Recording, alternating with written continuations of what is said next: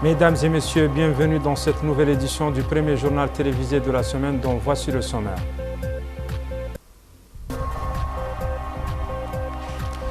Le parquet de la République à Nouakchott-Ouest a publié un communiqué expliquant au public les résultats des enquêtes récemment lancées par le parquet sur les rumeurs liées au trafic de drogue et au blanchiment d'argent.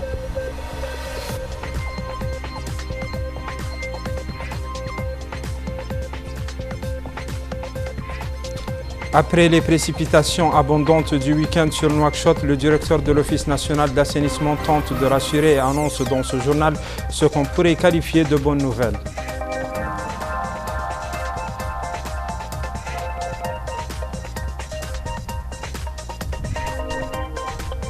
On verra aussi dans ce journal que le sort du coach des Mourabitoun pourrait se décider dans les jours à venir alors que les Mourabitoun jouent une rencontre décisive face au Pharaon. 7 mois après avoir prolongé son bail, Emir Abdou est confronté à un défi de taille.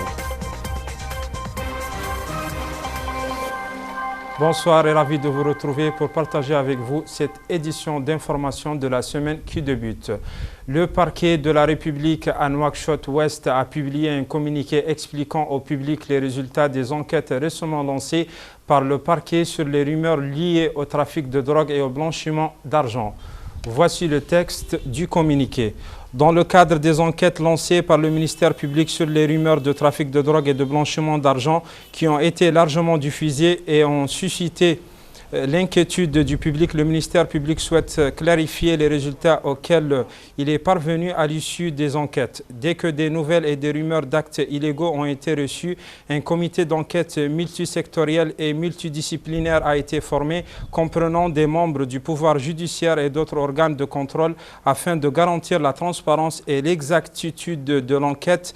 Et toutes les parties intéressées ou concernées ont été entendues et les preuves disponibles ont été examinées de manière approfondie et détaillé, y compris les documents et les papiers liés à l'enquête. Après avoir mené à bien les procédures légales applicables, l'enquête n'a trouvé aucune preuve ou indication permettant de détailler les allégations de trafic de drogue ou de blanchiment d'argent et par conséquent, aucune poursuite pénale s'est justifiée à cet égard. Cependant, l'enquête a révélé que certaines transactions liées au transfert de fonds ont eu lieu en dehors du cadre légal en vigueur, ce qui nécessitera de prendre les mesures nécessaires pour corriger la situation et d'ordonner aux parties concernées de se conformer strictement aux lois et règlements applicables. Le ministère public réitère sa volonté d'appliquer la loi de manière équitable et stricte et appelle chacun à faire preuve de prudence dans la publication ou la diffusion de nouvelles non fiables ou non confirmées afin de préserver la quiétude publique. Les habitants de Nouakchott en Mauritanie ont été surpris dans la nuit du jeudi à ce vendredi par des précipitations d'une rare abondance. Au lendemain des pluies diluviennes, les Mauritaniens se sont retrouvés les pieds dans l'eau et parfois même incapables de se déplacer d'un quartier à l'autre en voiture. Bien que des pompes aient été activées toute la nuit, toutes les rues n'ont pas pu être vidées, le niveau de l'eau ayant atteint à 1 mètre près celui de la mer. Pour un rappel, Nouakchott est une ville récente. La capitale, qui ne dispose pas d'un réseau d'égouts, a été construite autour d'un puits creusé en plein désert. Au début des années 1970, à cause des premières grandes sécheresses, elle a connu une croissance exponentielle qui perdure encore aujourd'hui. Ainsi, ces dernières années, la ville a grignoté sur des cordons lagunaires et plusieurs zones inondables. Mais face à la situation, le directeur de l'Office national d'assainissement tente de rassurer les usagers et au micro de nos confrères de la télévision en ligne du site d'information Taqaddoumi, il annonce même ce qu'on pourrait qualifier de bonnes nouvelles. Je voudrais bien également à travers votre télévision annoncer la bonne nouvelle à la population mauritanienne et particulièrement pour la population de Nouakchott que le marché d'assainissement des eaux usées et pluviales, de l'assainissement de Nouakchott, des eaux usées et pluviales, a été signé. Donc nous pensons que d'ici la fin de l'année ou début d'année prochaine, le démarrage effectif des travaux aura lieu. C'est une bonne nouvelle pour nous tous. Et je voudrais bien clarifier cette question de façon plus profonde. Certains disent que ça rentre dans le cadre d'une aide d'un pays ami, alors qu'en réalité c'est un engagement de son Excellence le Président de la République au cours de cette année, donc de financer sur le budget de l'État le pôle A qui couvre une partie de la Muqata'a de Mina, toute la Muqata'a de Sebkha, toute la Muqata'a de Tefraghzine, toute la Muqata'a de Ksar et une partie de la Muqata'a de Terre. C'est le pôle dénommé pôle A. Donc pour le reste des pôles, le gouvernement est à la recherche de financement. La semaine dernière a été marquée à Abidjan par la rencontre de haut niveau des dirigeants qui plaident pour une aide accrue de l'Association internationale de développement, une réunion sur le financement du développement en Afrique. Organisée par la Banque mondiale, s'est tenue les 9 et 10 octobre 2024 à Abidjan pour préparer le 21e processus de mobilisation des ressources de l'Association internationale de développement IDA. Au cours de cette réunion, plusieurs chefs d'État africains ont fait un plaidoyer pour une mobilisation financière plus importante. L'IDA, l'Association internationale de développement, mobilise des ressources de partenaires privés bilatéraux et multilatéraux d'investisseurs pour octroyer des financements concessionnels à 77 pays fragiles, dont une bonne partie sont sur le continent. La réunion d'annonce des contributions est prévue les 4 et 5 décembre en Corée du Sud. Notre ex-ministre de l'Environnement, Mariam Bekkay, qui est aussi experte et consultante en développement durable, qui toujours au micro de nos confrères de TTV nous entretient brièvement sur les paramètres incontournables de cet appui. Alors, la première conférence de Hambourg sur le développement durable, bon, je dis première parce qu'il y en aura d'autres, s'inscrit en fait dans un processus qui a commencé déjà depuis l'année dernière, en 2023, avec le sommet des Nations Unies sur le développement durable et qui s'est poursuivi donc en septembre dernier avec ce qu'on a appelé le sommet de l'avenir, qui est le sommet des Nations Unies, le sommet du futur. Et ce sommet donc avait pour objectif d'améliorer ou de reconfigurer la gouvernance mondiale face justement à la recrudescence d'un certain nombre de défis complexes qui sont notamment les défis sécuritaires, les conflits auxquels le monde fait face, mais également l'accentuation des changements climatiques et la dégradation des écosystèmes et des ressources naturelles avec une perte accélérée de la biodiversité. Mais également, l'objectif était aussi donc, de faire face à ces défis, mais de saisir aussi toutes les opportunités qui émanent donc, de l'accélération de l'adoption de nouvelles technologies, et notamment des technologies vertes, mais également des technologies numériques et du développement aussi de l'intelligence artificielle. Alors, les Nations Unies et donc avec leurs pays membres ont considéré qu'il fallait revoir la gouvernance mondiale pour pouvoir répondre à l'ensemble de ces défis et accélérer la réalisation des objectifs du développement durable parce qu'en juillet 2024, quand les Nations Unies se sont réunies dans le cadre de ce qu'ils appellent le forum politique de haut niveau qui a pour objectif de faire un suivi de l'agenda 2030, qui est l'agenda de développement durable qui a été adopté en 2015 et qui comprend 17 ODD. Lorsqu'ils ont fait ce bilan, ils se sont rendus compte que la réalisation des ODD était vraiment en deçà des objectifs et que sur les 169 cibles qui sont des objectifs chiffrés, donc qui correspondent à ces 17 ODD, seulement 17% sont en bonne voie de réalisation. Donc on est très loin de la réalisation des objectifs de développement durable adoptés en 2015, alors qu'il nous reste 6 ans pour atteindre donc l'échéance qui est 2030. Et je voudrais juste rappeler que ces 17 objectifs concernent à la fois des problématiques économiques, sociales, environnementales, mais également des problématiques liées à la gouvernance, notamment les questions de financement, les questions de paix et de sécurité, les partenariats. L'année scolaire 2024-2025 qui a officiellement démarré depuis le 7 octobre courant laisse plus d'un parent d'élèves sceptiques du fait de la qualité du système éducatif et surtout de la généralisation d'une nouvelle réforme qui n'a pas encore été évaluée. La grande innovation de cette nouvelle réforme est l'enseignement des matières scientifiques en langue arabe et l'introduction des langues nationales. Déjà le lundi 7 octobre, la rentrée scolaire s'est faite sous tension marquée par les syndicats de l'enseignement privé privée qui avait organisé une journée de débrayage pour protester la politique de 2 poids, 2 mesures au niveau des écoles privées. Ce vendredi 11 octobre, une manifestation a été encore organisée à Nouakchott qui décriait une école républicaine qui sacrifie leurs enfants. Cet état de fait pose visiblement la probabilité d'énormes couacs sur la faisabilité du projet, comme tente de le justifier une personne ressource du domaine interrogée par nos confrères de la télévision en ligne du site Taqaddoumi.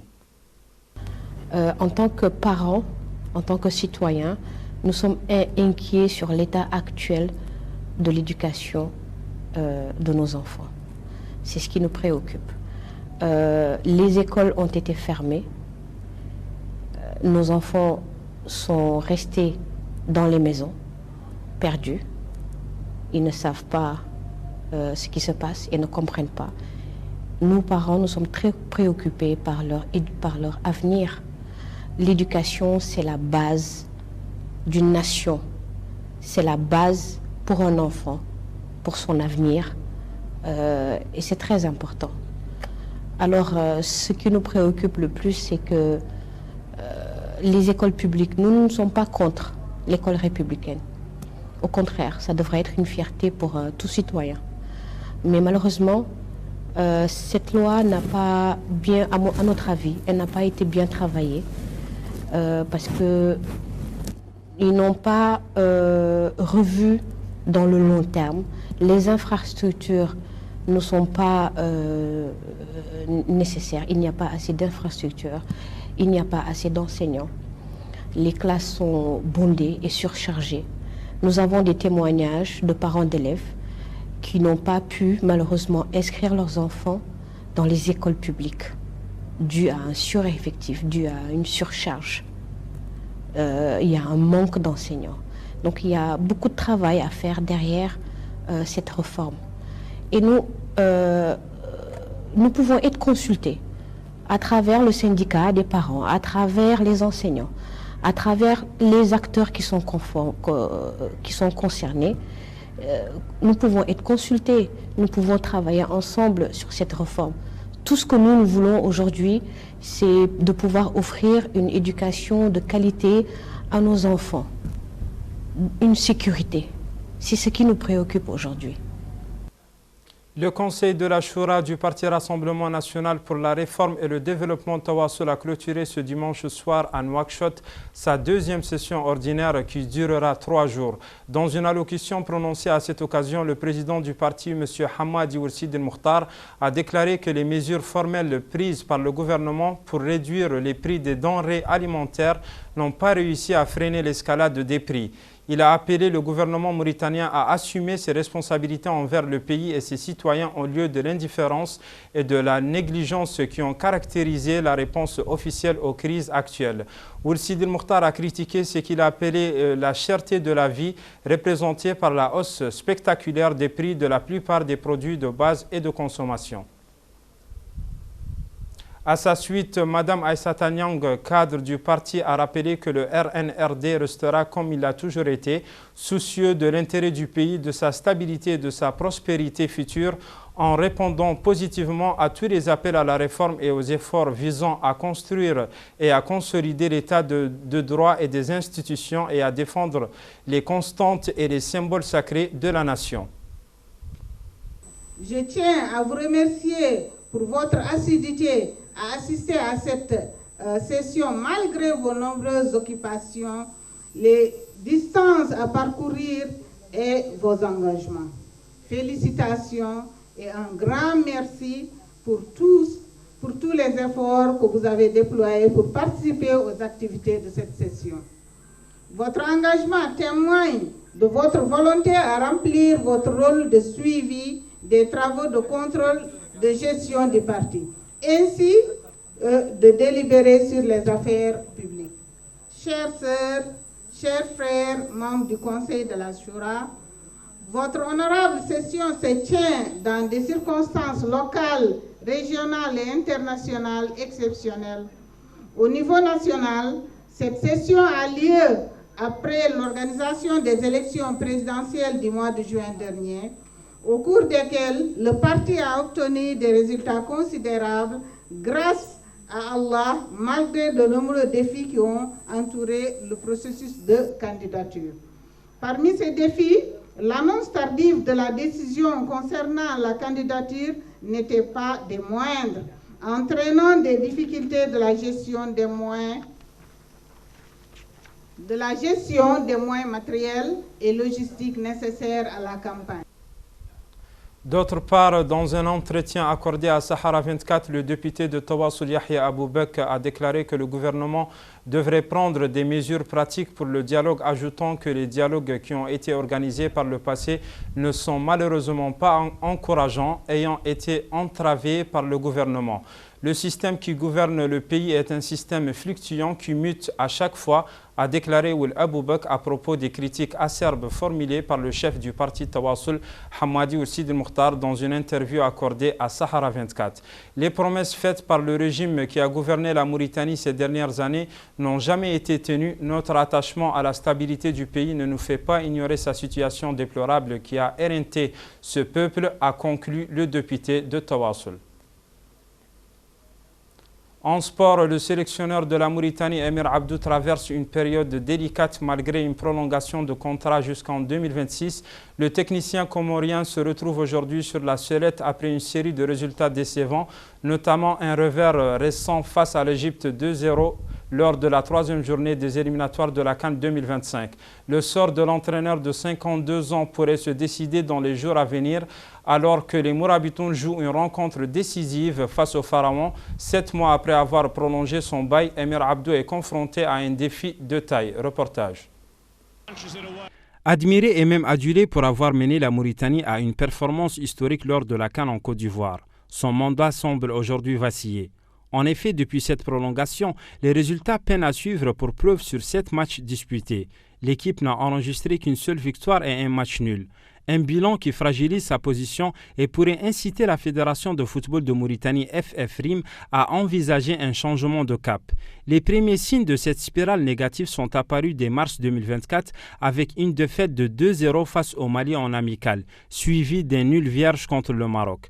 Par la suite, la Mauritanie a chuté à domicile contre le Soudan 2-0 et face au Sénégal 1-0 dans le cadre des qualifications pour la Coupe du Monde 2026 juin 2024.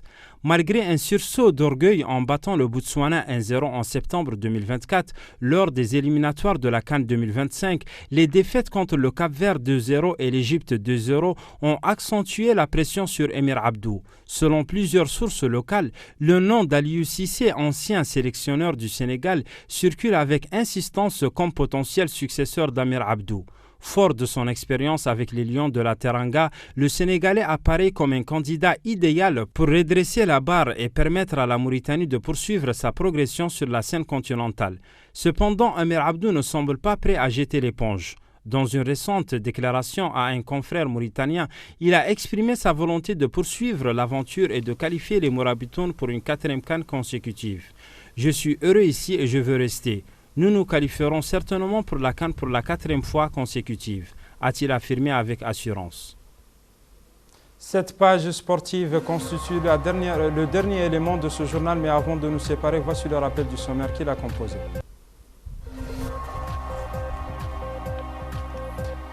Le parquet de la République à Nouakchott-Ouest a publié un communiqué expliquant au public les résultats des enquêtes récemment lancées par le parquet sur les rumeurs liées au trafic de drogue et au blanchiment d'argent.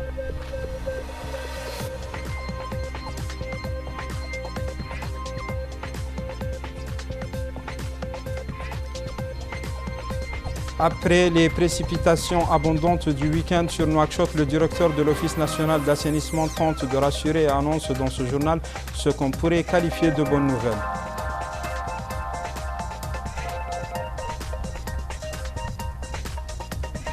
Le sort du coach des Mourabitoun pourrait se décider dans les jours à venir alors que les Mourabitoun jouent une rencontre décisive face au Pharaon. 7 mois après avoir prolongé son bail, Emir Abdou est confronté à un défi de taille.